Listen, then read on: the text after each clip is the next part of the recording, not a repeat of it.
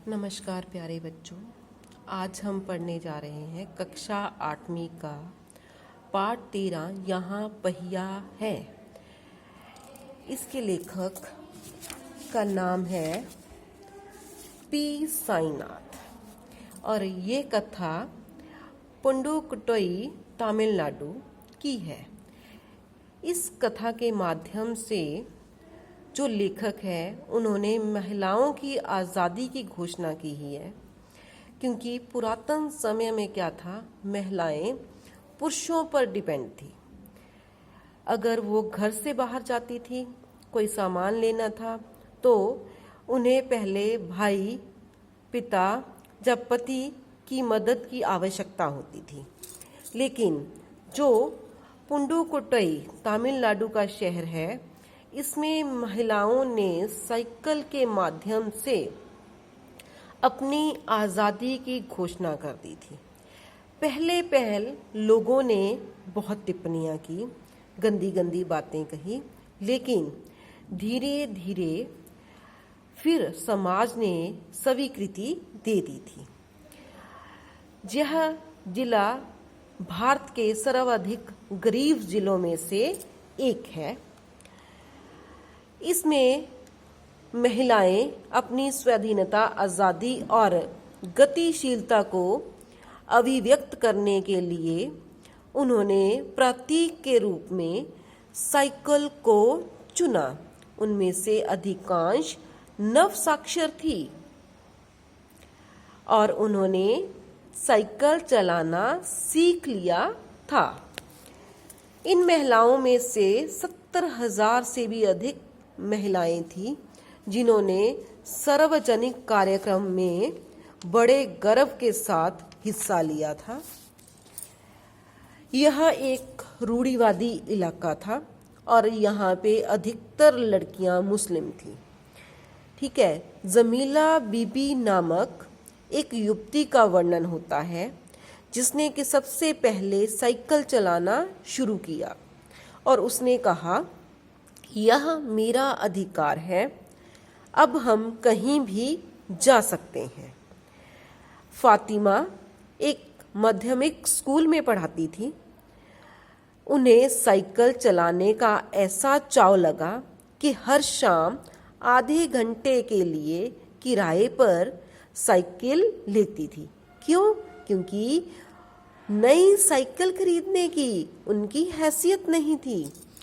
फातिमा ने बताया कि साइकिल चलाने में एक खास तरह की आज़ादी है, हमें किसी पर निर्भर नहीं होना पड़ता है।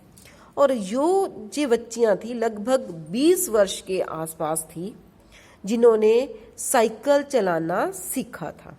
इस जिले में साइकिल की धूम मची हुई थी। ठीक है।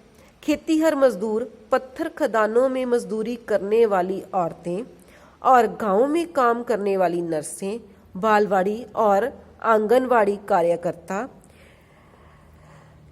और बेशकीमती पत्थरों को तराशने में लगी हुई औरतें और स्कूल की अध्यापिकाएं सभी साइकिल का इस्तेमाल करती थी। जिस किसी नवसाक्षर अथवा नई साइकिल चलाने वाली महिला से मैंने बातचीत की, उसने साइकिल चलाने और अपनी व्यक्तिगत आज़ादी के बीच का एक सीधा संबंध बताया है।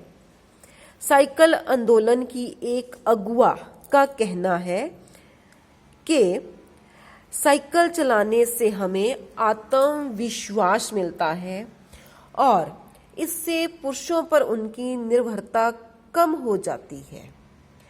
और जो औरतें पानी लेने जाती थी, ठीक है, वो 4-5 किलोमीटर दूर आसानी से साइकिल के माध्यम से चली जाती थी।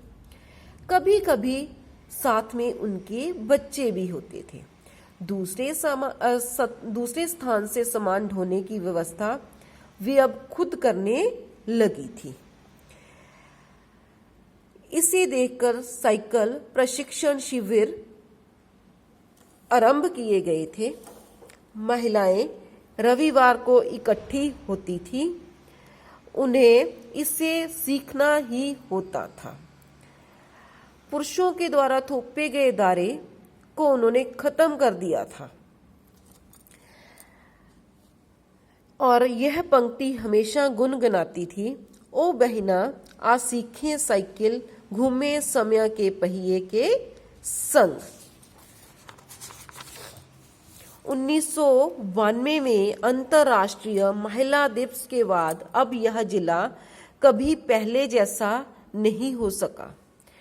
हैंडल पर झंडियां लगाए, घंटियां बजाते हुए साइकिल पर सवार 1500 महिलाओं ने पुंडुकोट्टई में तूफान ला दिया था और महिलाओं की साइकिल चलाने की इस तैयारी ने यहाँ रहने वालों को हक्का बक्का कर दिया था।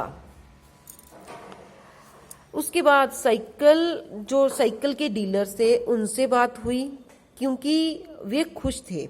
उनके जो साइकिल थे वो बहुत ज़्यादा उनकी बिक्री हो रही थी। अगर महिलाएं लेडीज साइकिल खरीदती, ठीक है, तो कुछ महिलाओं के लिए वे पूर्ण करना असंभव हो चुका था। फिर वो ज़्यादा इंतजार ना करती, जिसके कारण वे जेंट्स साइकिल ही खरीद लेती थी। जिन छोटे उत्पादकों को बसों का इंतजार करना पड़ा था, बस स्टॉप तक पहुंचने के लिए पिता, भाई, पति या बेटों पर निर्भर रहना पड़ता था, अब वे अपना सामान बेचने के लिए गिने चुने गांवों में चली जाती थी। कोई युवा माँ साइकिल पर आगे अपने बच्चे को बैठाए पीछे कैरियर पर सामान लादे चली जा रही थी। वह अपने साथ पानी से भरे 2 या 3 बर्तन लिए अपने घर या काम पर जाती देखी जा सकती थी। एक महिला ने बताया, लोगों के लिए यह समझना बड़ा कठिन है कि ग्रामीण महिलाओं के लिए यह कितनी बड़ी चीज है। उनके लिए तो यह हवाई जहाज उड़ाने जैसी उपलब्धि है। लोग इस पर हंस सकते हैं, लेकिन केवल यहाँ की औरतें ही समझ सकती है कि उनके लिए यह कितना महत्वपूर्ण है। जो पुरुष इसका विरोध करते थे वे जाएं और टहलें, क्योंकि जब साइकिल चलाने की बात आती है वे महिलाओं की बराबरी कर ही नहीं सकते। धन्यवाद।